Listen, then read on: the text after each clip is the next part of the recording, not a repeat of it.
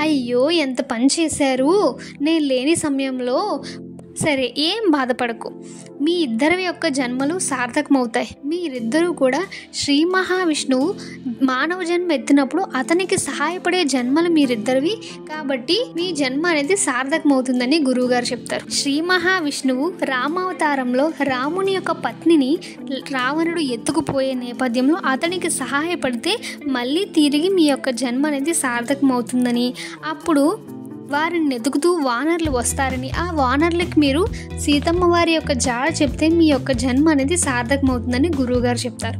సరే అని ఆ పక్షి అదే విధంగా ఒక సముద్రం ఒడ్డున ఒక గుహలో అయితే ఉంటుంది.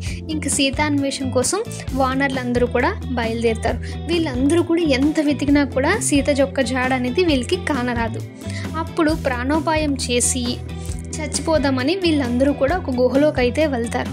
అక్కడే కాచుకుని ఉంది ఈ పెద్ద పక్షి. దానికి రెక్కలు లేవు, ఆహారం లేదు, నీరసంగా ఉంది ఈ పక్షి. భలే నాకు ఈరోజు మంచి ఆహారం దొరికిందని అనుకుంటుంది. ఇంతలోగా అంగదుడు వస్తాడు. అది విని జటాయువు శ్రీరామునికి సహాయం చేసి ప్రాణాలు కోల్పోతే రామునికి సహాయం చేద్దాం అనుకున్న మన ప్రాణాలు ఇది తినడానికి మనల్ని కాచుకుని కూర్చుందా అని అంటాడు.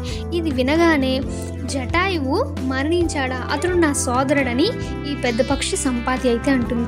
అప్పుడు జరిగిన విషయాన్ని మొత్తాన్ని కూడా ఈ యొక్క వానరులు అనేది వివరిస్తారు.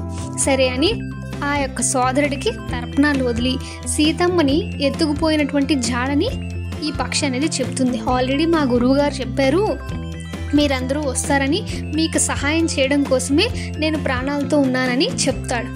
అయితే అదేవిధంగా వాళ్ళకి జాడ అనేది సీతమ్మ వారి యొక్క జాడ అనేది చెప్తుంది. ఆ చెప్పేసరికి ఈ యొక్క సంపాతికి తిరిగి మళ్ళీ రెక్కలు అనేవి తను పొందుతుంది. పూర్వంలాగే యవ్వనం వచ్చి రివ్వునది గాల్లో ఎగిరిపోతుంది. గురించి నడిపించినటువంటి పాత్రలు అనేవి కొన్ని ఉన్నాయి. అందులోని ముఖ్యమైనటువంటి పాత్ర ఈ యొక్క సంపాదిది కూడా.